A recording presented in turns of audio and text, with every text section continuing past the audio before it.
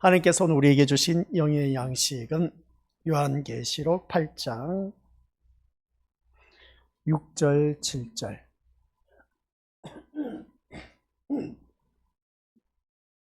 요한계시록 8장 6절 7절 합독하도록 하겠습니다.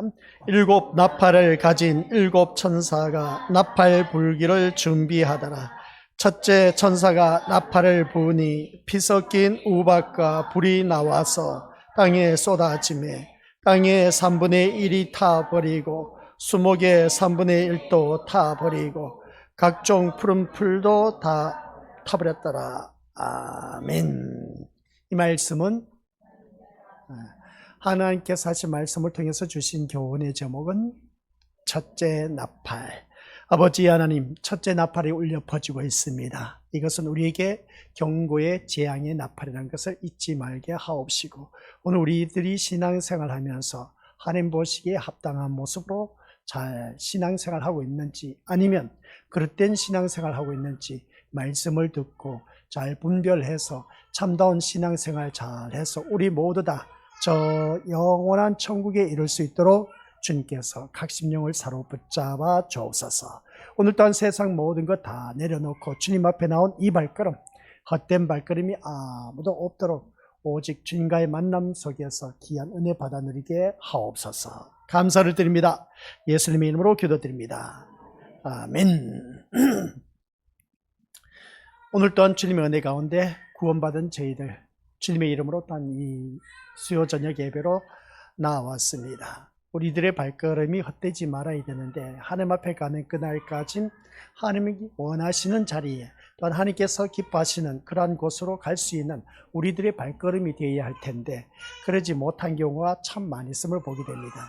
마음은 온유로되 육신이 약하도다 할 때가 참 많이 있음을 보게 됩니다. 그래서 마음으로는 참 1등 신자가 되고 싶은데, 그런데 우리는 어느 누구든지 우리가 살아가는 모든 모습 보니까 육신이 따라주지 못한 것을 보게 됩니다. 근데 오늘 이 자리에 나온 우리 믿음의 식구들 바라보니까 마음도 몸도 같이 하나가 되어서 주님 앞에 나왔다는 자체는 엄청난 축복의 자리이다라고 해도 과언이 아닌 것을 보게 됩니다. 그러면 이 자리에 나온 우리 믿음의 식구들께서는 내가 이 자리에 나온 목적, 소망, 기대하는 것이 무엇일까? 라고 했을 때 세상 것에 포커스를 두면 안 된다. 아시겠습니까? 오직 하나님의 것, 하늘의 것, 위의 것을 모든 것을 초점을 맞춰야 된다. 그래서 이 자리에 나온 우리 믿음의 식구들은 세상 것이 아닌 천국의 모든 것을 바라보고 이 자리에 나와 앉아 계셔야 된다. 라는 걸 꼭 기억하시기 바랍니다. 그러한 자가 되라고 하나님께서 나팔을 울려 퍼지고 있습니다. 이 나팔은 경고의 나팔입니다. 인해 재앙과 나팔 재앙, 그리고 대접 재앙이 있는데 이 세 가지는 동시다발적으로 늘 예배 시간 때 말씀드려서 알고 계시지만 동시다발적으로 이루어지고 있다. 그래서 6장에서는 그 인해 재앙이 주어졌을 때는 사람 파괴의 양상을 띠고 있었다면 8장에 와서 나팔 재앙은 자연 파괴의 양상을 두고 있다. 그래서 보게 됩니다. 이런 그 모습을 볼 때 재앙이 우리에게 동시다발적으로 사람 파괴하는 것과 자연 파괴, 이제 대접 재앙이 또 나올 텐데 그때 가서 말씀드리도록 하겠습니다. 이런 모든 일들이 전 세계에 골고루 어떻습니까? 퍼져서 그 모든 재앙들이 일어나고 있다라는 사실입니다. 우리는 자연 재앙보다는 지금 사람과의 관계 속에서 얼마만큼 화목한 그 관계 속에서 살아가고 있는가, 더불어서 사는 우리들의 공동체의 삶, 또한 사람들과 함께 서로 도움을 주면서 살아가야 할 우리들인데, 오늘 새벽 예배 말씀 나온 것처럼 섬기면서 살아가는 그런 우리가 되어야 되는데 그러지 못하고 나만을 바라보며 신앙생활을 한다는 것 자체는 뭔가 우리가 잘못된 그런 신앙생활이다. 하나님을 믿는 믿음의 자녀라면 내가 누구처럼 예수님처럼 살아가야 된다라고 그렇게 말씀을 드렸지만은 그것은 먼 나라 이웃 이야기고, 나에게 오직 축복만 주어지면 된다, 축복만 받으면 된다. 그러니까 이 세상 복을 바라보고 이 자리에 나온 우리들의 모습은 이게 한참 잘못되어도 우리가 너무나 잘못된 것, 이게 바로 마지막에 가서 하늘에서 망하는 자가 될 수밖에 없다. 그래서 이 경고의 나팔을 펴진데 첫째 나팔을 불게 되었다. 그래서 보게 됩니다. 이 첫째 나팔을 부는 이유를 바라보았을 때 우리는 그렇습니다. 하나님께서 그 사랑하는 독생하신 아들을 이 땅에 보내심으로 말미암아 아들을 죽게 하시는 하나님의 마음을 우리가 얼마만큼 알고 있느냐. 이걸 우리가 생각해 보면 진짜 하나님 아버지의 그 마음, 아들을 죽게 하신 그 아버지의 마음은 이루 말할 수 없이 가슴이 미어 터질 겁니다. 그죠? 우리가 또한 내 자녀가 아파 죽을 지경에 그냥 놓였을 때 어떻습니까? 내가 너 아픈 걸 보니까 대신이라도 아파줬으면 좋겠다. 라고 그렇게 부모님들이 자녀를 키우면서 다들 경험을 해 보셨을 겁니다. 내 자녀가 그냥 입이 바싹바싹 마르고 그냥 어떻습니까? 혓바닥이 마른 그 모습을 바라봤을 때 아파서 끙끙 앓는 그 모습 보면 이건 진짜 부모로서 어떻게 할 수가 없어. 대신 아파줬으면 좋겠다는 마음은 누구든지 부모로서 그런 마음을 다 가지셨을 겁니다. 그런 그 모습을 볼 때 바로 그겁니다. 하나님께서도 자기 아들을 죽게 하신 그 하나님의 마음, 우리가 얼마만큼 이해를 하고 계시는지, 그리고 또한 그 예수님께서는 이 땅에 하나님의 뜻으로 인해서 보냄을 받았습니다. 보냄을 받은 그 모습 속에서 참 우리 주님께서도 그렇습니다. 이 보냄을 받아서 주위 사람들로부터 많은 칭찬과 위로와 상급, 그러니까 모든 사람들 우러러 보는 그런 위치에 있었으면 얼마나 좋았을까. 그래서 주님이 공생애 때 보니까 많은 사람들이 따라다니는 그 모습 보면 예수님 진짜 멋진 모습이었습니다. 많은 무리들이 따르다 보니까 야 진짜 우리의 메시아인가 보다 하고 다들 좋아하고 즐거워했던 것을 보게 됩니다. 근데 로마 병정한테 잡혀가서 채찍질 맞고 한 그 모습 속에서 굳고야 예수님을 십자가에 못 박으라고 하면서 예수님을 십자가에 죽이라고 한 그 군중들의 모습, 이런 모습을 볼 때 그 모습이 곧 우리들의 모습과 똑같다라는 것을 보게 됩니다. 달면 삼키고 쓰면 뱉는다라는 말이 있는 것처럼 우리 또한 예수님이 나에게 필요할 때는 찾지만은 그러나 예수님이 필요 없을 때가 언제일까? 내가 등 따시고 배부를 때는 예수가 필요 없습니다. 우리들의 모습은 현실이고 또한 그것을 부인할 수가 없을 겁니다. 또 우리가 힘들고 어려울 때, 아쉬울 때는 주님을 찾지만은 그러나 내가 좀 형편이 나아지고 형통하고 걱정 근심이 없으면 예수님을 찾는 사람 별로 없습니다.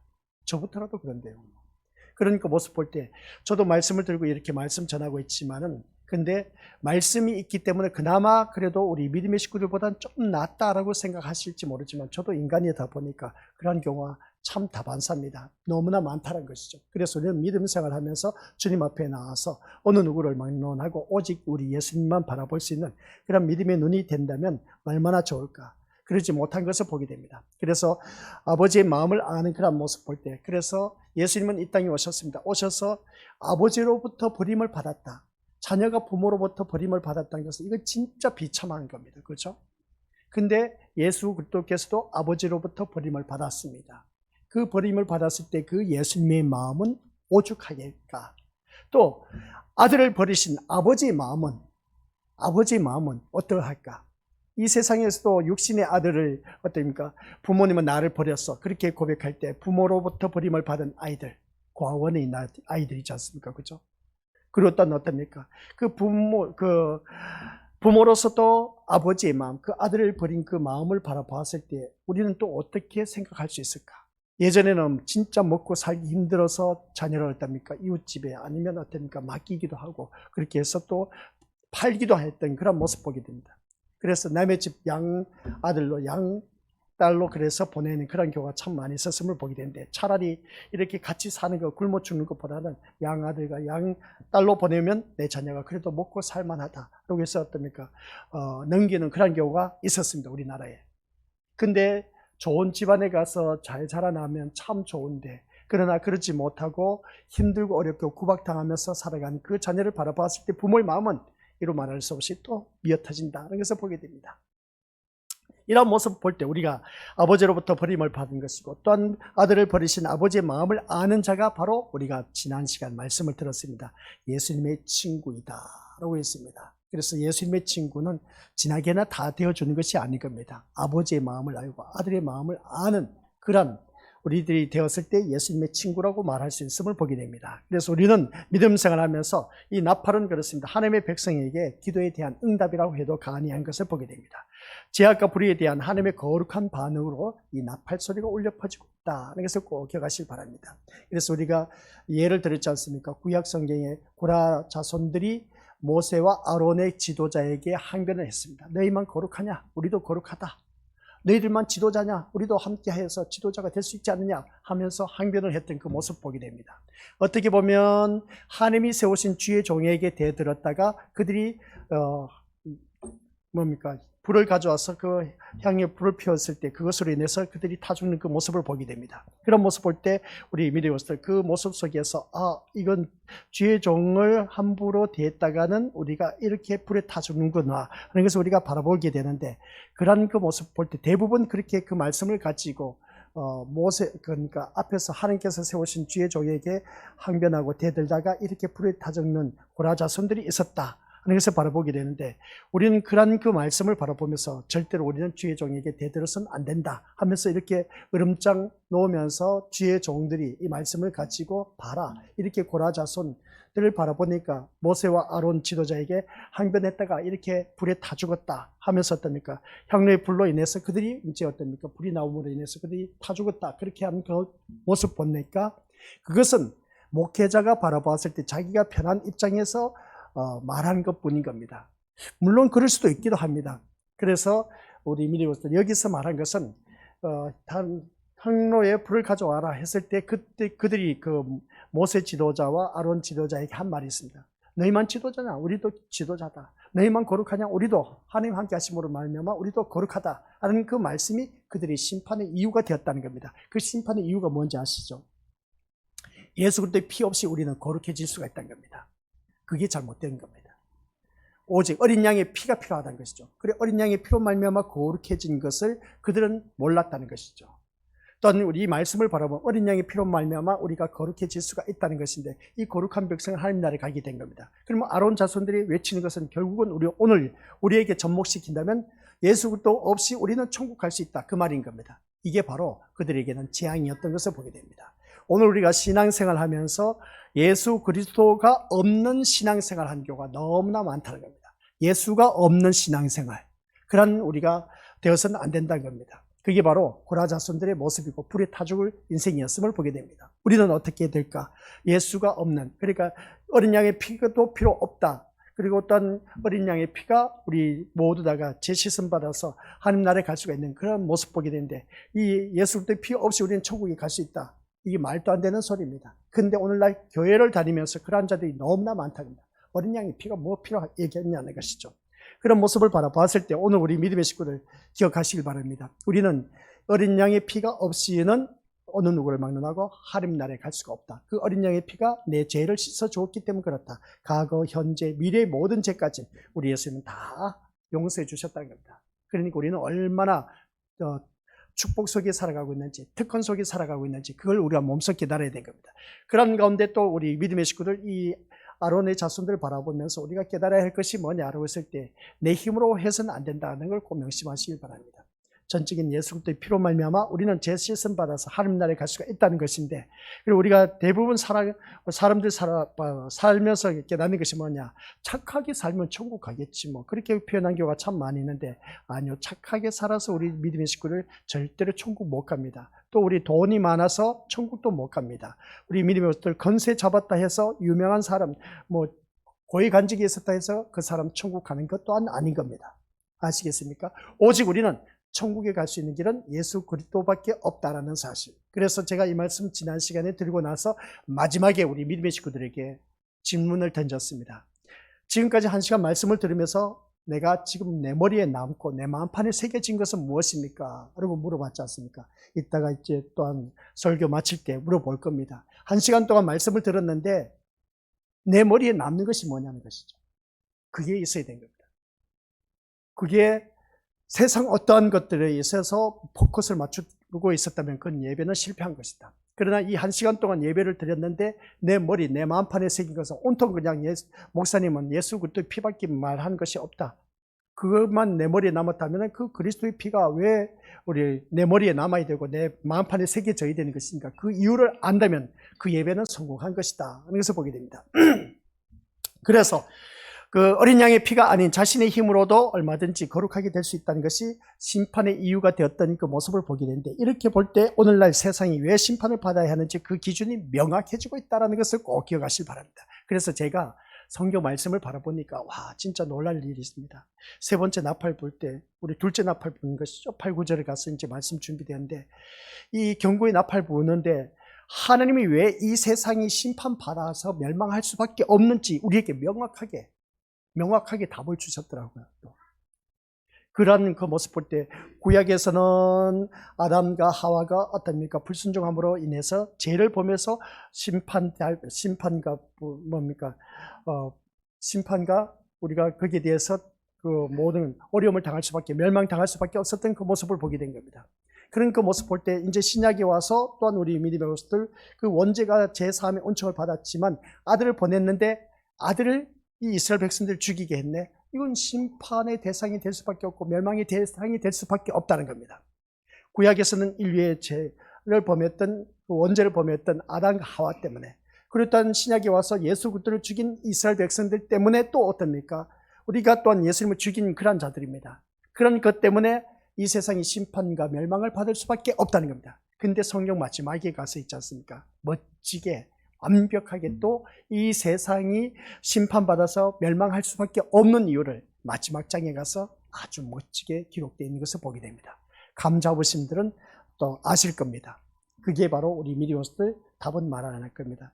언젠가는 우리 믿음의 식구들 듣게 되니까 심판받아서 멸망할 수밖에 없었던 이유가 왜 이 세상이 심판받고 멸망할 수밖에 없느냐. 제가 말씀드렸지 않습니까? 하나님께서는 이 온 우주 만물을 만들어 놓고 하나님 보시기에 심히 좋았다고 했던 그런 하나님이신데 왜 이 세상을 심판받아 멸망할 수밖에 없다고 그렇게 또 표현을 했을까? 너무 아깝지 않습니까? 그죠? 그런 그 모습을 볼 때 우리 믿음의 식구들 야 이렇게 세상 먹고 살기 좋은 거 하나님께서 만들어 놓으시고 왜 이렇게 다 심판받아서 멸망하게 하실까? 이걸 보니까 우리 믿음의 식구들 참 안타깝지 않습니까? 소위 말하면 그렇습니다. 집을 멋들어지게 잘 져놨어. 집을 잘 져놨는데 우리 믿음의 식구들 지진이 일어나서 그냥 그 집이 다 무너져 버렸네. 얼마나 허무하겠습니까? 안 그래요? 모든 것을 다 투자해서 집을 지어서 아주 멋진 집을 지어놨는데 지진이 와서 그게 무너져 버렸네. 또 우리 믿음으로서 경북 영양에 산불이 났습니다. 좋은 집을 지었다가 거기에서 어떻습니까? 깊숙이 좋은 집을 지어놨다가 거기서 산불 나서 불이 다 전소되어 버렸지 않습니까? 교회도 전소되고 그런 그 모습을 볼 때 이거 진짜 이렇게 먹고 살기 좋고 좋은 집을 지어놨는데 불이 그냥 화마가 덮쳐서 불에 다 전소되어 버렸습니다. 또 사람 생명까지 앗아간 그 모습을 보게 됩니다. 산골에서 살아서는 안 될 것 같아요. 그죠? 그런 그 모습 볼 때 우리 믿음의 식구들 산골에서 산다는 것은 좋기도 하지만 산불 났다가는 다 어떻습니까? 그런 모습 보니까 그리고 우리가 그 멋진 별장과 같은 집을 지었는데 불에 다 전소되어 버렸어요. 이것보다 더 험한 게 어디 있겠습니까? 이런 모습 보면서 우리 믿음의 식구들 한번 생각해 보자는 겁니다. 우리가 살아가면서 오늘 또한 이 세상 바로 그겁니다. 제가 말하고자 하는 의도를 알아야 돼. 왜 이 세상이 심판받아서 멸망할 수밖에 없는가? 라고 했을 때 그게 바로 이유가 있다는 겁니다. 그런 그 모습 보면서 우리가 오늘날 세상이 왜 심판을 받아야 하는지 그 기준이 명확해지고 있다는 것을 다시 한 번 더 깨닫게 된 겁니다. 그래서 요한계시록 이제 뒤에 가면서 더더욱더 명확하게 나타내고 있는데 심판받아 멸망할 수밖에 없었던 이유가 뭐라고요? 인류의 조상, 이제 구약에서는 어디서 찾는다? 아담과 하와에서 찾아볼 수가 있다. 그랬던 이스라엘 백성들의 역사를 바라보니까 그들은 계속 죄를 범하고 있다. 죄를 범하고 있던 그런 자들에게 메시아 오실 그 구세주를 바라고 있었다. 그래서 신약의 메시아이신 예수 그리스도가 왔는데 이스라엘 백성들이 예수님을 죽이게 했네. 그랬더니 어떻습니까? 이 세상은 심판받아 멸망당할 수밖에 없었다는 것을 우리가 명확하게 알 수 있지 않습니까? 그렇죠? 성경 전체를 쭉 와서 보니까 심판받아 멸망할 수밖에 없는 이유를 들었습니다. 근데 요한계시록에 가서 딱 멋지게 결론을 내리더라고요. 심판받아 멸망할 수밖에 없었던 이유가 거기에서 또 결론을 내리는데 기가 막힌 말씀이 있음을 보게 됩니다. 이런 말씀을 볼 때 우리 믿음의 식구들 기억하시길 바랍니다. 이 세상은 심판받아 멸망할 수밖에 없습니다. 껴있으시길 바랍니다. 그래서 우리는 언제 이 세상이 심판받아서 멸망할지 모르지만 우리 것들 언제 내가 죽을지 몰라. 언제 지진이 일어나서 또 하마가 덮쳐서 또 우박과 또 올라섰다니까 모든 홍수가 나서 어떻게 될지 우리가 알 수가 없습니다. 그렇기 때문에 우리는 이 세상이 심판받아 멸망할 수밖에 없는 그 모습을 볼 때 우리 믿음의 식구들 꼭 기억하시기 바랍니다. 나는 살아남아야 되지 않습니까? 하나님 나라에 가야 되지 않겠습니까? 그런 그 모습 볼 때 우리 믿음의 식구들, 세상은 예수가 아니더라도 착한 일을 하면 의로워지고 천국 간다고 그렇게 생각하는 경우가 참 많이 있음을 보게 됩니다. 그래서 믿지 않는 사람들이 이 세상에서 참 의롭게 산 사람, 착하게 산 사람, 야, 저 사람은 참 좋은 곳에 갔을 거야. 착하고 의롭게 살았다 해서 천국 못 갑니다. 아시겠습니까? 천국은 오직 예수 그리스도를 통해서만 갈 수가 있다는 걸 꼭 명심하시길 바랍니다. 그래서 내 마음 중심에는 오직 예수님이 있어야 된다는 겁니다. 단 그 어떤 것이 있어서는 안 된다는 것이죠. 돈, 명예, 견세 이런 거 다 필요 없습니다. 그럼 교회는 어떠하냐는 것이죠. 교회도 또한 이와 비슷하게 우리가 생각하는 경우가 참 많이 있음을 보게 됩니다. 세상 사람들은 착하고 의로우면 좋은 데에 간다, 천국 간다 그렇게 표현하지만 교회에서도 그렇습니다. 예수님의 피를 말하고는 있지만은 피만으로는 안 되고 피에다가 인간의 행함이 더해져야 된다 그렇게 말한 경우가 있음을 보게 됩니다. 인간의 행위가 없는 믿음은 믿음이 아니라는 것이죠. 행함이 없는 믿음은 죽은 믿음이라고 그렇게 표현하다 보니까 행함이 없는 믿음은 죽은 것이다. 그러니까 예수님의 피를 말하고 있지만은 거기에다가 어떻습니까? 인간의 행함이 더해져야 된다. 그렇게 더 추가시키는 그 모습을 보게 되는데 이것이 바로 인간의 교만이며 이 교만이 곧 심판의 이유가 될 수가 있다라는 사실입니다. 오늘 이 자리에 앉아 계신 우리 것들 기억하시길 바랍니다. 그러면 행함이 없는 믿음은 죽은 믿음이나 다를 바 없다. 그러면 우리가 이 세상 살아가면서 예수 그 피를 믿으면서 그러면 우리가 인간의 행함이 더해져야 된다고 하니까 인간의 행함이 더해진다면 이것 또한 인간의 행위가 없는 믿음으로 치부받을 수밖에 없기 때문에 이것이 인간의 교만이고 또한 이 교만이다 보니까 이게 심판의 이유가 된다. 그러면 행함이 없는 믿음이 돼야 되겠네. 또 그렇게 우리가 생각할 수가 있음을 보게 됩니다. 근데 여기서 말하고자 하는 것을 우리가 알아야 됩니다. 앞에서 제가 말씀드렸죠. 아론이 어떻습니까? 모세 지도자에게 항변을 했다가 그럼 너희들 항로의 불을 가져와라. 그랬더니 그 항로의 불을 가져온과 동시에 그 불이 나와서 그들을 삼켜버렸습니다. 그 이유가 뭔지 아시죠? 예수 그리스도의 피가 없이는 거룩해질 수가 없다는 겁니다. 그러면 제가 말씀하고자 하는 것이 뭐냐? 우리가 기억해야 할 때 그것은 꼭 그겁니다. 예수 그리스도의 피로 말미암아 우리가 거룩해질 수가 있습니다. 거룩해질 수가 있는데 여기에서 우리가 인간의 행위로 뭔가 해서 우리가 거룩해질 수가 없다는 겁니다. 그걸 아셔야 됩니다. 우리가 착한 일, 좋은 일 많이 하고 의로운 사람 되면 그 사람은 거룩하다 표현을 하지 않습니다. 아, 저 사람 의롭네. 저 사람 참 착하네. 저 사람 참 선하네. 그렇게는 표현하지만은 아, 저 사람 참 거룩하네. 라고는 표현을 하지 않습니다. 이 거룩이란 단어는 예수 그리스도의 죄 씻음 받은 자에게만이 주어진 표현입니다. 아시겠습니까? 어린 양의 피로 말미암아 죄 씻음 받은 백성에게만이 거룩한 백성이라는 그게 호칭이 붙을 수가 있음을 보게 됩니다. 세상 사람들에게 이 거룩한 백성이라고 말을 할 수가 없다는 겁니다.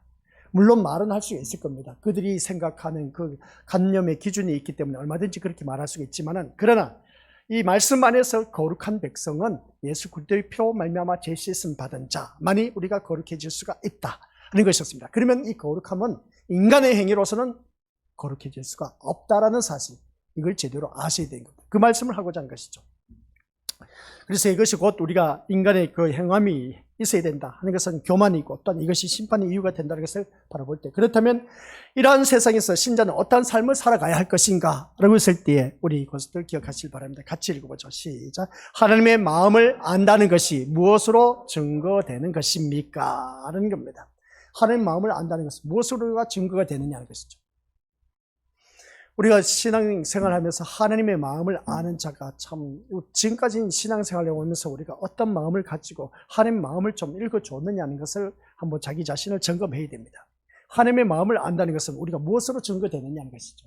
한번 우리가 생각해 보자는 겁니다. 이 시간 내가 하나님의 마음을 얼마만큼 알아주고 있는지, 안다면 내가 거기에 걸맞게 신앙생활을 하고 있는지 한번 생각해 보자는 겁니다. 자녀를 키우면서 그러지 않습니까? 이놈 자녀들 키우다 보니까 진짜 부모 마음을 너무나 몰라서 너무나 답답해 그냥. 아유 진짜 이거 어떡하나 싶을 정도로 이렇게 부모 마음을 몰라주는데 이놈 자식 언제 내가 키워서 시집 장가를 보냈지? 이렇게 부모 마음을 몰라주는데 내가 이렇게 이놈 뒷바라지를 해야 될까 하면서 회의감을 느낄 때가 있다 없다? 있다는 것이죠. 없을 리가 어디 있겠습니까? 부모의 마음을 알아주면 그래도 그 자녀는 효도하는 그 모습, 효자라고 그렇게 표현할 수가 있음을 보게 되는데, 이 효도하는 그 모습을 바라보면 그래도 그 자녀는 부모의 마음을 알아주고 있음을 보게 됩니다. 이 가정의 달을 맞이해서 우리 믿음의 식구들 부모의 마음을 얼마나 알아주고 또 부모에게 공경을 표현을 하고 있는지 한번 이것을 생각해 보자는 겁니다. 그러면 오늘 이 자리에 앉아 계시는 믿음의 식구들에게 묻는 것이 바로 그겁니다. 하나님의 마음을 안다는 것이 무엇으로 우리가 증거될까? 우리가 내 육신으로 난 자녀들은 어떻습니까? 부모의 마음을 알아준다 해서 공경하면서 여행을 보내주고 용돈을 많이 보내주고 맛있는 또 먹을 것을 어떻습니까? 또 사서 보내주고 한 그 모습 보게 됩니다. 그래도 이 자식들 부모의 마음을 알아주고 있구나 하면서 부모를 또한 잊지 아니하고 있구나 하면서 그게 그 나름대로 위로를 받아 누리는 것을 보게 됩니다. 그러면 이제 우리가 이런 모습 볼 때, 그래서 육신의 자녀들도 부모의 마음을 알아주는 자는 부모를 공경하는 것을 보게 되는데, 그러면 우리는 하나님의 자녀라고 하면서 하나님의 마음을 안다는 것이 무엇으로 증거됐냐 것이죠. 표현이 있어야 되지 않습니까? 그죠? 육신의 자녀는 그렇게 부모를 공경하는 것을 바라보게 되는데, 그래서 오늘 이 말씀을 통해서 하나님의 마음을 안다는 것이 무엇으로 증거될까라고 했을 때, 나팔은 바로 구약에서 경고와 해집, 소집할 때, 그리고 전쟁을 알리는 그러한 신호였습니다. 그게 나팔 소리였습니다. 그러면 첫째 나팔의 재앙은 자연의 질서를 흔드는 심판이었습니다. 자연의 질서를 흔드는 심판. 자, 그러면 우리 믿음들 이 말씀을 바라보니까 왜 자연을 흔드는 심판이었을까? 나팔 소리가 울려 퍼졌을 때. 이걸 또 우리가 생각해 봐야 되지 않습니까? 얼마든지 다른 것도 있을 수가 있는데. 근데 인의 재앙에서는 사람 파괴였습니다. 근데 나팔 재앙에서는 첫째 나팔 불 때 자연의 세계가 망가지는 것이었습니다. 왜 이럴까? 이 질서를 흔드는 그 모습 보게 됩니다. 하나님의 심판은 단지 파괴가 아니라, 같이 읽어보죠. 시작. 죄를 드러내고 남은 자를 회개로 이끄는 구속의 도구이다 라는 말씀입니다. 꼭 기억하시기 바랍니다. 이 나팔 소리는 우리 믿음의 것들, 심판은 단지 파괴가 아니란 겁니다. 파괴가 아니라 뭐라고요? 남은 자, 그러니까 죄를 드러내고 남은 자를 회개로 이끄는 구속의 도구가 된다는 그러한 것을 꼭 기억하시기 바랍니다. 그러면 우리는 이 자리에 앉아 계신 믿음의 식구들이 바로 내가 남은 자가 되어야 된다는 것이죠. 남은 자가 되어야 됩니다. 이미 나팔 소리가 울려 퍼져서 어떻습니까? 자연재앙으로 인해서 많은 사람들이 이거 며칠 전에 있었던 그 화마로 인해서 산불 나서 사람이 많은 생명을 앗아갔습니다. 그런 모습을 바라봤을 때 우리 그게 또한 재앙인 겁니다. 지진이 일어나서 어떻습니까? 사람이 어떤 땅 속에 파묻히고 건물의 더미에 깔려서 죽은 그런 자들이 얼마나 많은지 모릅니다. 또 홍수가 나서 물에 떠내려가서 죽은 사람들도 많이 있음을 보게 됩니다. 가뭄으로 인해서 어떻습니까? 그것을 먹지 못해서 죽어가는 그런 심령들이 얼마나 많은지 모릅니다. 이게 바로 재앙이라는 것이죠. 그러면 이런 그 모습 속에서 우리가 기억해야 할 것은, 거기에서 내가 죽지 않고 살아남았다는 자체가 얼마나 큰 축복이겠습니까? 그죠? 안 그래요, 우리 믿음의 식구들? 다른 사람은 전쟁이 일어나서 포탄이 떨어져서 그냥 거기에 어떤 그 파편이 튀어서 죽은 사람들도 있고, 다리가 잘린 사람들도 있고, 팔이 잘린 사람들도 있을 것이고, 그래서 몸에 피투성이가 된 그런 자들도 있을 텐데, 근데 내가 그곳에 있지 않고 이렇게 살기 좋은 곳에 있다는 자체가 얼마나 큰 축복인지 몰라. 그러면 이것에 대해서 우리는 감사도 그렇게 표현할 수 있음을 보게 됩니다. 근데 그러면 그게 과연 하나님께서 나를 이렇게 구사일생으로 살려주셨구나 하면서 하나님 앞에 감사하는 것이 그게 올바른 표현일까 하는 것입니다. 또 우리 믿음의 식구들 참, 목사님 의문점을 너무나 꼬리를 물면서 너무 의문점을 많이 달고 있네. 맞는 말씀이죠. 우리가 자기 자신에게 계속 물어봐야 됩니다. 내가 거기서 살아남았다 해서 그것으로 인해서 감사를 잃을 것인가? 아니면 그 자리에서 내가 죽음을 당해서 어떻습니까? 이 세상에 일어난 것이 오히려 나을 것인가? 한번 생각해 보자는 겁니다. 그러니까 모습 볼 때 우리 믿음의 식구들 여기서 죄를 드러내고 남은 자를 회개로 이끄는 구속의 도구가 된다라고 했을 때, 그 자연 환경에서 일어나는 모든 일들을 바라보면서 내가 그곳에 있지 않고 살아남아 있다는 것, 내가 이렇게 안전한 곳에 살고 있다는 자체가 얼마나 큰 축복인지 우리 믿음들 느껴지시죠? 그래서 항상 기뻐하라, 쉬지 말고 기도하라, 범사에 감사하라는 이유가, 거기에선 그 말씀이 나올 수밖에 없는 이유가 바로 그겁니다. 봐라, 주위에서는 너는 아프리카에 바라보니까 그 먹고 살기 힘든 그 나라에서 먹을 것이 없어서 영양실조로 죽어간 아이들이 저렇게 많은데, 내 자녀를 바라보니까 지금 살도 포동포동하게 오르고 잘 먹고 잘 살고 잘 누리고 있는 그 모습 보니까 얼마나 큰 축복인지 몰라. 내가 그 나라, 그런 그 아프리카에서 태어나지 않은 것에 대해서 감사할 줄 아느냐는 겁니다. 그런데 우리는 등 따시고 배부르다 보니까 감사는커녕 오히려 원망 불평 소리가 더 많다. 이게 문제가 되지 않습니까? 이게 바로 우리 믿음의 식구들 심판의 원인이 될 수가 있다는 겁니다. 아시겠습니까? 그러니까 우리는 그저 나에게 주어진 그 삶 속에서 감사 또 감사하면서 사는 게 우리에겐 상책인 겁니다. 근데 뒤에 가면 또 그 말씀이 나오지만 왜 그러면 그러한 것에 있어서 그건 그 나라는 그 나라고 우리나라는 우리나라에 있지 않습니까? 하고 그렇게 말하신 분들 또한 있을 겁니다.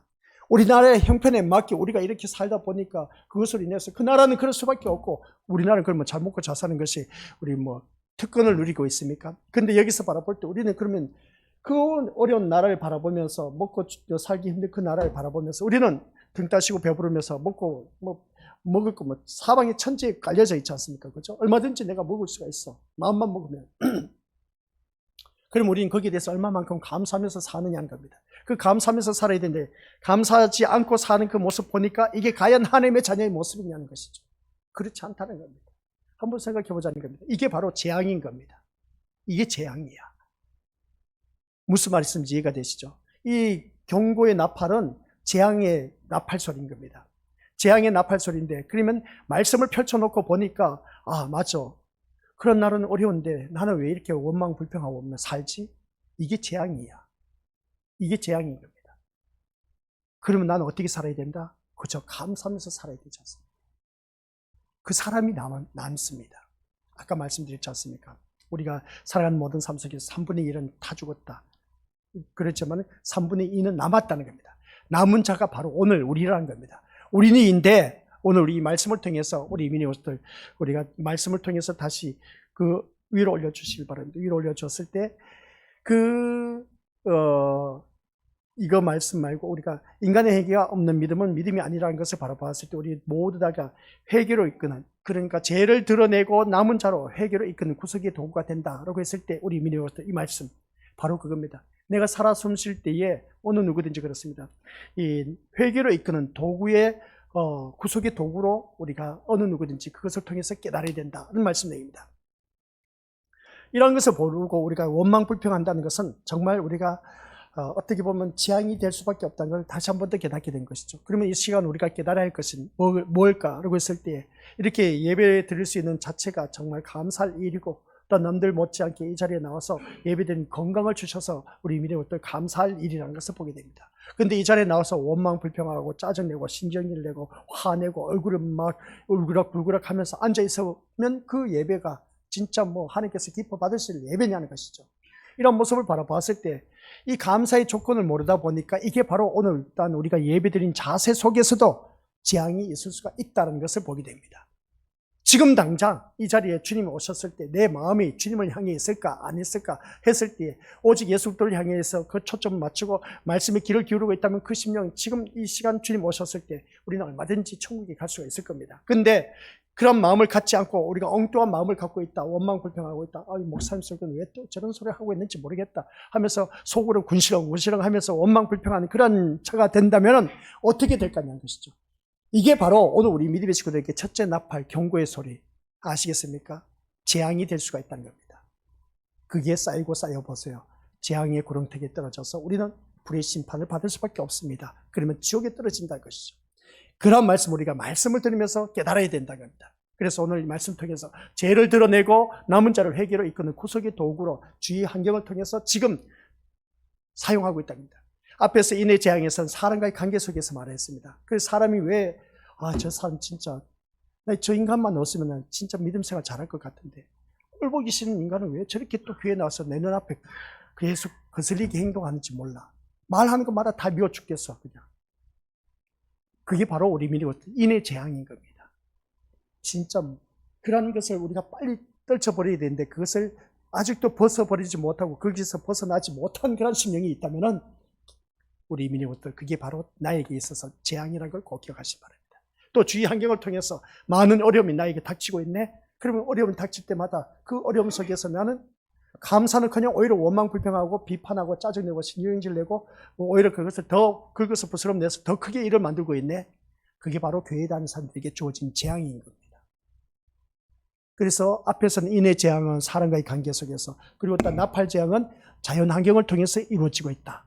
하늘에서 보게 됩니다. 그러면서 주위 환경에서 일어나는 모든 환경 여건을 바라보면서 나에게 주어진 그 삶의 여건 속에서, 그러면 내가 얼마만큼 그 환경 여건 속에서 감사하고 사느냐가 참 중요한 겁니다. 그러면 그게 없다는 자체는 우리 것들 재앙인 겁니다. 그 재앙은 아시겠습니까? 지금은 몰라요. 근데 지금 당장 주님 오신다 생각했을 때 지옥에 떨어질 수밖에 없습니다. 그 재앙에서 우리가 벗어나야 되지 않습니까? 그래서 이 계시록 말씀을 듣다 보니까 맥 빠지는 소리, 소망이 없는 소리라고 그렇게 표현할 수가 있는데, 근데 이 소리를 들어야 돼. 뭔가 힘이 나고 용기가 나고 소망이 넘치고 뭔가 도움을 줄 수 있고 그렇게 우리가 활기차고 생기 있게 그렇게 예배가 드려져야 되는데, 말씀 들으면 들을수록 그냥 저런 소리 들으니까 맥 빠지는 소리밖에 안 나. 근데 그런 소리를 들어야 된다는 것이죠. 그래야 우리가 살아남을 수가 있거든요. 말씀 드리고자 하는 것은 우리 것들 3분의 1은 불에 탔습니다. 사라졌습니다. 근데 3분의 2는 남았다는 겁니다. 3분의 2가 남았다면 남은 자에게 하나님께서 이것을 통해서 우리를 어떻게 사용하시느냐가 참 중요하다는 겁니다. 남았다고 해서 그것으로 인해서 만족할 것 또한 아닌 겁니다. 아시겠습니까? 기억하시기 바랍니다. 내가 이 3분의 2 남아있다 할지라도, 우리가 얼마 전에 산불이 나서 타 죽었다 했지 않습니까? 사람이. 그러면 난 거기서 죽지 않았다 해서 감사할 일이지 않습니까? 근데 내가 살아남으면, 그러면 내가 그 살아남은 자답게 얼마만큼 하나님 자녀다운 모습으로 감사하면서 살아가느냐, 이게 참 중요한 것이야. 그런데 그러지 못하고 원망 불평 소리 나온다면 이것은 재앙이라는 것을 기억하시기 바랍니다. 그래서 이 말씀 통해서 우리 다시 한 번 더 자기 자신을 들여다보면서 자기 죄를 드러내고 남은 자를 회개로 이끄는 구속의 도구로 날마다 우리가 쓰임받아야 된다. 그러니까 우리가 주님 앞에 나왔을 때는 주위 환경과 사람을 통해서 날마다 회개하라는 겁니다. 회개하는 이유가 뭐냐? 감사가 없고 기뻐하지 못하고 기도하지 못한 그런 심령들이면 우리가 그러한 심령들을 통해서 너 그것도 아직도 깨닫지 못하냐? 회개하라는 것입니다. 사람 왜 이런 사람은 나에게 만나게 해줬는지, 꼴불견인 사람 왜 이런 소리를 내가 들으면서 살아야 되는지, 환경이 일어나는 모든 환경 여건, 나에게 어려움이 주어졌을 때 왜 이런 환경이 나에게 주어졌는지, 이걸 바라보면서 우리 믿음의 식구들 깨달으는 겁니다. 깨달으면서 회개하라는 것이죠. 근데 우리는 회개는커녕 오히려 더 그냥 원망 불평한 그 모습 보게 되는데, 그래서 오늘 본문 속에서 우리가 기억하시기 바랍니다. 불과 피는 뭐라고 했습니까? 그리스도의 희생을 떠올리게 하는 상징입니다. 불과 피는 그리스도의 희생을 상징한다. 그러면 불은 뭐겠습니까? 불은 우리 민족도 구약의 제사 드릴 때마다 그 번제 드릴 때 불이 있습니다. 그 불 위에 뭐가 있었다? 번제물이 있습니다. 번제물 위에 뭐가 있었습니까? 어린 양이 있었습니다. 어린 양. 우리 어린 양은 곧 예수 그리스도를 예표하고 있습니다. 그러면 어린 양의 희생을 말하는 것이죠. 그 어린 양의 희생. 그러면 그 희생, 어린 양이 제물 위에 거기 번제단 위에 올라갔을 때, 번제불 위에 올라갔을 때 살아있는 양은 거기에 있을 수가 없습니다. 그래서 아브라함이 어떻습니까? 이삭을 잡아서 이제 먹을 따려고 하는데 그때 하나님께서 다급하게 아브라함아 하면서 부르지 않습니까? 내가 너를 알았다 하면서 어떻습니까? 너의 믿음을 알았다는 것이었습니다. 그래서 그 어린 양의 피를 흘려야만이 그 번제에 온전히 드려질 수가 있다는 겁니다. 그래서 이 불과 피는 누구를 말하고 있다? 그리스도의 희생을 떠올리게 하는 상징적인 것이다. 그러면 이 말씀을 볼 때 피 섞인 우박과 불은 오늘 본문 속에서 말씀을 바라보니까 우리 다시 한번 보시길 바랍니다. 6절 7절 말씀 보니까 7절 첫째 천사가 나팔을 부니 피 섞인 우박과 불, 피 섞인 우박과 불, 피 섞인 우박과 불은 출애굽기 때 재앙을 연상시키고 있다라는 사실입니다. 출애굽할 때 이스라엘 백성들, 여기서 말씀하고 있는 피 섞인 우박과 불이 내려졌습니다. 모세는 지팡이를 들어 하늘을 가리켰습니다. 그러자 여호와께서 말씀하신 것처럼 천둥 소리가 나며 우박이 떨어졌습니다. 그리고 하늘에서 번개가 치기 시작했습니다. 우박이 쏟아질 때 번개도 쳤습니다. 애굽 나라가 세워진 뒤로 지금까지 한 번도 볼 수 없었던 그런 우박을 내리고 하는 것을 보게 됩니다. 이 우박은 모든 이집트들에 있는 것을 다 쳐버렸습니다. 그 우박은 사람과 짐승까지도 쳐버렸습니다. 그리고 어떤 밭에서 자라는 것을 다 치고 들에 있는 나무들도 다 부러뜨려 버렸습니다. 우박이 내림으로 말미암아. 다만 이스라엘 백성이 사는 고센 땅 위에는 우박이 안 내렸다라는 사실입니다. 야, 기가 막히지 않습니까? 그러면 이 말씀을 우리 오늘 현대판 우리와 접목시켜 보시기 바랍니다. 농사를 지었는데 이웃집은 다 망했어. 농사가 안 됐어. 근데 우리 집은 농사가 기가 막히게 잘 됐네. 야, 이거 하나님 축복이다. 그죠? 다른 사람은 사업 다 망했다는데 우리 사업은 왜 이렇게 잘 됐는지 몰라. 야, 이거 하나님의 축복이네. 그러면 우리 구약의 이스라엘 백성들 바라봤을 때 애굽 나라의 땅은 전체적으로 그냥 우박이 다 내렸었다니까 들에서 있는 모든 것들 다 죽어버렸는데, 근데 고센 땅에는 이 우박이 안 내렸다. 기가 막히지 않습니까? 그러면 우리 믿음의 식구들, 우리가 살면서 방금 다른 집은 다 사업이 망했는데 우리 집은 이 날로 이 사업이 번창하고 있네. 다른 집은 농사가 안 됐다고 하는데 우리 집은 잘 됐네. 야, 이거 축복받은 것 아닙니까? 그죠? 하나님 은혜라고 말할 수 밖에 더 있겠습니까? 그죠? 그저 그냥 감사밖에 없을 겁니다. 그러면 여기서 우리가 기억해야 할 것이 뭐냐는 겁니다. 자, 그러면 교회에 다니는 우리 믿음의 식구들 가운데서도 이웃집에 바라보니까 우리 집만 농사 잘 된 그 모습 볼 때 같은 교회를 다니는데 이웃집은 농사가 안 됐네. 이거 어떻게 설명하시겠습니까? 하나님의 은혜라고, 우리 하나님의 은혜로 말미암아 우리 집 농작물 농사 잘 되게 해주셨어. 이 하나님의 은혜라고 말할 수 있을까? 근데 같은 교회를 다니는데 그 사람 또한 그 성도 역시 주님 앞에 나와서 헌신적으로 헌신 봉사 충성하면서 교회에서 일꾼, 충성된 일꾼인데 근데 그 집 농사는 망했네. 이거 어떻게 설명하겠습니까? 우리 믿음의 식구들. 이게 하나님의 은혜입니까? 열심히 헌신 봉사 충성한 그 사람에게 농사 잘 되고 번창하게 잘 풍년되게 해주셔야 되는데, 근데 이 시다치 않게 믿음 생활하는 사람은 오히려 농사가 풍성하게 풍년이 거둬들었네. 우리 이거 어떻게 설명하겠습니까? 우리 믿음의 식구들. 이게 하나님의 은혜일까 과연? 우리 농사가 하나님 은혜 가운데 풍성하게 해주셨으니까 하나님 은혜라고 그렇게 말할 수 있을까?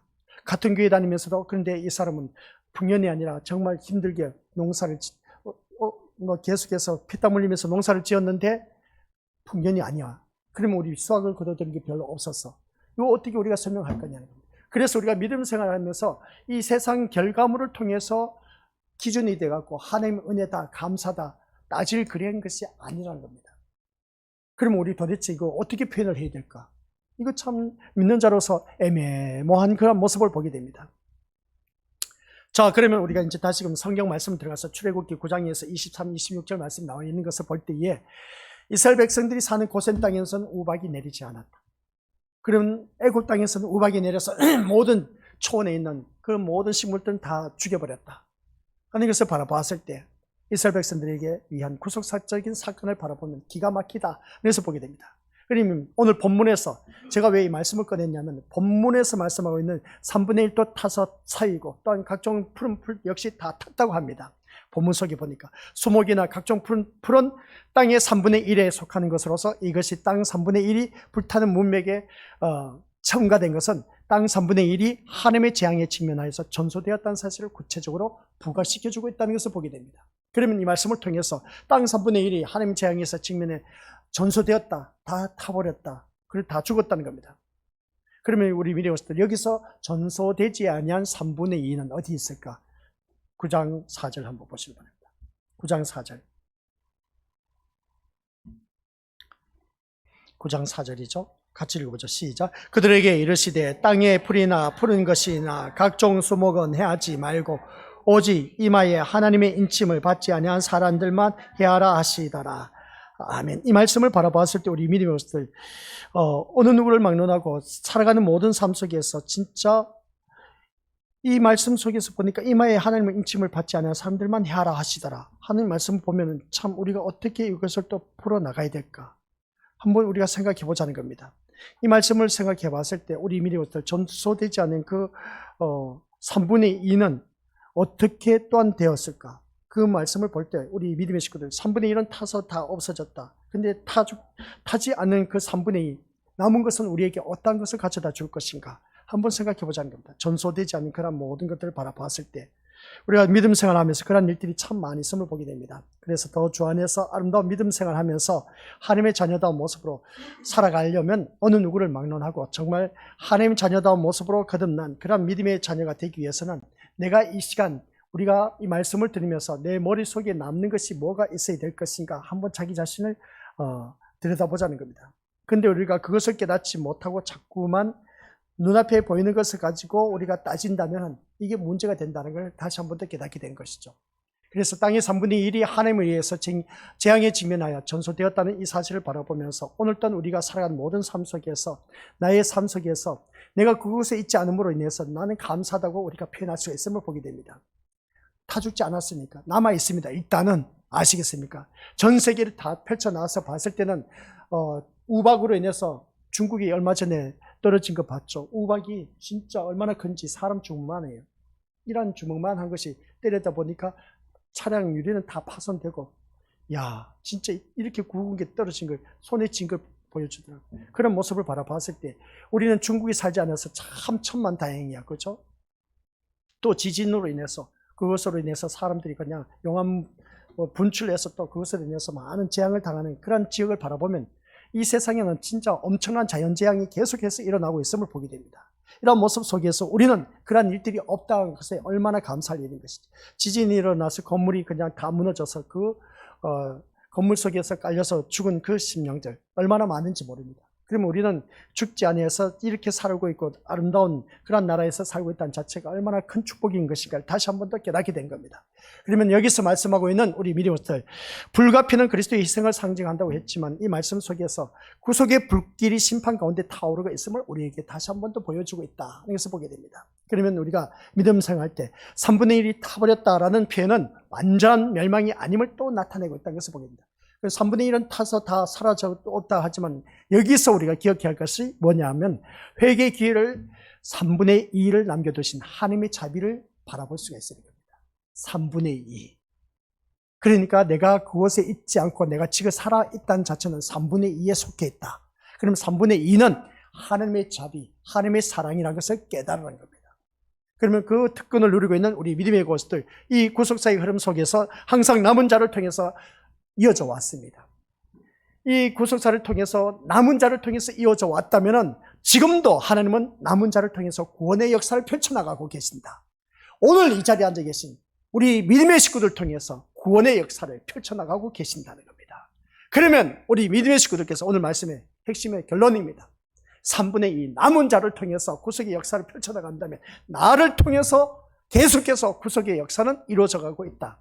그러면 거기서 내가 쓰임받는 하나님의 자녀라면 구속의 역사 속에서 내가 얼마만큼 거기에 도구로 쓰임받고 있느냐는 겁니다. 그저 이 세상에 먹고 살기 바빠서 우리 믿음의 것들 그렇게 살아가고 있지는 아니하는 것인가. 내 삶을 통해서 우리 믿음의 것들, 제가 우리 믿음의 것들에게 우리 전도사에게 그런 말을 했습니다. 무엇을 하더라도 시너지 효과를 일으켜라. 한 가지를 투자해서 많은 사람이 감화 감동을 받을 수 있도록 이러한 시너지 효과가 있어야 된다. 나 한 사람으로 인해서 하나님께서는 그걸 원하고 계신 겁니다. 나를 통해서 생명에 이르는 냄새가 된 그리스도의 향기가 되라는 겁니다. 바로 구속사에서 쓰임받는 하나님의 자녀가 되기 위해서는 우리 고수들 내가 오늘 지금 뭐 했냐 것이죠. 2024년 끝나고 2025년 시작하면서 우리 믿음의 식구들 2024년 지금까지 우리가 세상 것으로 꾸며왔다면 이제는 2025년에는 하나님의 것을 우리가 꾸며봅시다 했지만은 그러나 얼마만큼 내가 꾸며왔느냐는 것이죠. 나를 통해서 남은 자를 통해서 구속의 역사를 이루어간다고 했는데 우리 3분의 1은 우리 불에 타 죽었습니다. 지진이 일어나서 그리고 어떤 전쟁터 속에서 불에 타 죽은 사람들 그리고 어떤 포탄이 떨어져서 죽은 사람들 홍수가 나서 물에 떠내려간 사람 죽은 사람들 얼마든지 많이 있음을 보게 됩니다. 자연재앙으로 인해서 많은 사람들이 죽은 것을 볼 때 그게 바로 3분의 1에 속했다면 남은 자 3분의 2는 우리 믿음의 것들 구속사에서 귀하게 쓰임받는 남은 자를 통해서 이 구원의 역사를 펼쳐나가고 있다고 하는데 그러면 오늘날 내가 살아남은 이 심령 속에서 정말 주위 사람들에게 얼마만큼 이 복음의 매개체 역할을 감당하면서 감당하고 있느냐 이겁니다. 오늘 말씀이 이겁니다. 이 시간 오늘 수요 저녁 예배 드리는 말씀 나를 통해 구원의 역사를 펼치신다고 했는데 그러면 나를 통해서 구원의 역사를 펼치는데 주위 사람들에게 얼마만큼 내가 복음의 매개체 역할을 감당했느냐는 것이죠. 나에게 주어진 역할을 잘 감당했느냐는 겁니다. 진도 많이 나갈 필요도 없어요. 그냥 우리가 이 말씀을 들으면서 조금이라도 제대로 알고 넘어가고 내가 여기 말씀 속에서 어떻게 쓰임받고 있느냐가 참 중요한 겁니다. 그러면 오늘 이제 수요 저녁 예배 이제 예배 마치도록 하겠습니다. 오늘 이 한 시간 내내 말씀드리면서 내게 남는 것이 뭐가 있느냐 그렇죠. 3분의 1의 모든 사람들은 다 타 죽었고 물에 떠 내려가고 불에 타 죽었고 했는데 나는 그나마 살아남고 있습니다. 그러면 3분의 2에 속한 나를 통해서 구속의 역사를 펼쳐나가고 있다는데 나는 무엇을 했을까? 아직도 여전히 세상 것을 부여잡고 살아가고 있는 나의 모습 보면 이게 바로 3분의 2 남은 자로서의 그 특권을 제대로 누리면서 살아가고 있을까? 그게 아니란 겁니다. 그래서 이 3분의 2는 우리 믿음의 식구들 모두가 그 특권을 누리고 있기 때문에 나를 통해서 이 구속의 역사를, 구원의 역사를 펼쳐나가자는 겁니다. 어떻게 해서든지 나를 통해서 그리스도를 알게 하고 그리스도를 만나게 하는 그런 그리스도의 향기가 되는 그런 자가 되어야 된다는 겁니다. 생명이 있는 냄새가 되는 그리스도의 향기가 되어야 된다 그랬죠. 근데 그러지 못하고 오히려 사망의 냄새가 되는 그런 자가 되어서는 안 된다 그랬죠. 그 말씀이 고린도후서 2장 4, 5, 6절에 나와 있지 않습니까? 우리 그런 자가 되어서는 안 되겠다. 우리가 믿음 생활하면서 오늘 내가 진짜 3분의 2 남은 자입니다. 진짜 이 자리에 앉아 계신 우리 믿음의 식구들이.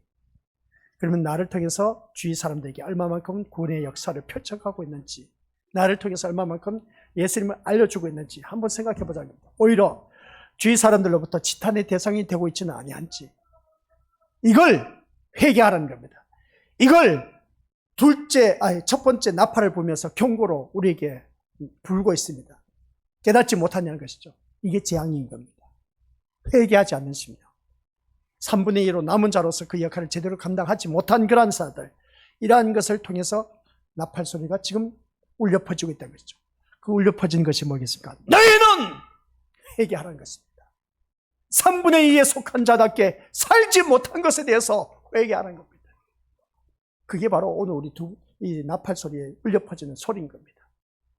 이걸 모르고 있는데, 우리 지난 시간에는 하나님의 마음을 알아주지 못한 자들이 그러기에 대해서 나팔 소리가 울려 퍼진다고 했지 않습니까? 이 나팔 소리는 여러 종류로 나뉘어질 수가 있어요. 아시겠습니까?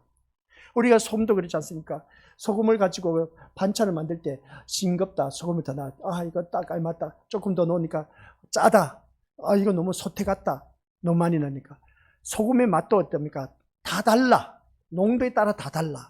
그런 것처럼 이 나팔 소리도 다 달라요. 우리 믿음의 모습들 다 다른 모습 볼 때, 처음에 우리가 나팔 소리 울려 퍼졌을 때 하나님의 마음을 몰라주는 그런 심령들을 향해서 나팔 소리가 울려 퍼졌다 하면은, 오늘 이 시간에는 3분의 1은 다 죽었는데 3분의 2 남은 자는 나라는 겁니다. 내가 그러면 3분의 2 남은 자로서 그 역할을 얼마만큼 잘하고 감당하고 있느냐, 이 나팔 소리인 겁니다. 잘 감당하지 못하고 있는 너희들은 회개하라는 것이죠. 회개해서 남은 자답게 구속의 역사를 펼쳐나가는 데 쓰임받는 하나님의 도구가 되어야 되지 않겠느냐, 이 말씀을 오늘 우리 믿음의 식구들에게 전하고 있습니다. 아시겠습니까? 그러면 그 남은 자로서 그 역할을 잘 감당해 나가는 그 구원의 역사를 펼쳐나가는 나를 통해서, 그래서 우리 주위 사람들에게 많은 전도 매개체가 되는 그런 아버지 한 백성이 되어야 된다, 자녀가 되어야 된다, 꼭 명심하시길 바랍니다. 그 역할을 감당하지 못하면 이 말씀 속에서 재앙인 겁니다. 구원의 역사를 펼쳐나가는 데 있어서 내가 그 역할을 제대로 하지 못했을 땐 직무유기, 그러한 사람은 아무리 내가 주여 주여 주여 한들 무슨 소용이 있겠습니까? 난 너를 도무지 모른다. 외면당할 때 바깥 어두운 데 내어 쫓김을 당합니다. 지옥에 떨어진다는 것이죠. 그런 일이 없으시기를 주님의 이름으로 간절히 축원드립니다. 아버지 하나님 은혜 감사드립니다. 오늘 말씀 한 시간 동안 들었지만은 이 말씀 속에서 3분의 1은 불에 타 죽었다고 했습니다. 전멸되었고 전소되었다고 했습니다. 그러나 3분의 2는 남았다고 했습니다. 오늘 전 세계를 바라봤을 때 불에 타 죽고 지진이 갈라져서 땅에 파묻히고 전쟁이 일어나서 죽음을 당해 이 세상 이별한 자들이 너무나 많습니다. 그 3분의 1에 속하지 않고 3분의 2, 지금 내가 살아남아 있다는 자체는 구속의 역사를 펼치기 위해서 쓰임받고 있다는 사실. 근데 이 구속의 역사, 구원의 역사를 펼치기 위해서 쓰임받는 매개체 역할을 제대로 감당하지 못한 너희들은 회개하라는 것입니다. 첫째 나팔 소리가 회개하라는 것입니다. 우리 모든 심령들마다 그 역할을 제대로 감당하지 못하고 있다면 어느 누구든지 땅끝까지 이르러 증인된 삶을 살라는 그 말씀 속에서 그 역할을 잘 감당할 수 있도록 주님, 성령 하나님께서 도와주옵소서. 그래서 우리 주님 오신 그날 우리 모두가 할렐루야 주님 만날 수 있는 우리 모든 믿음의 심령들 되게 하옵소서. 감사드리며 예수님의 이름으로 기도드립니다. 아멘.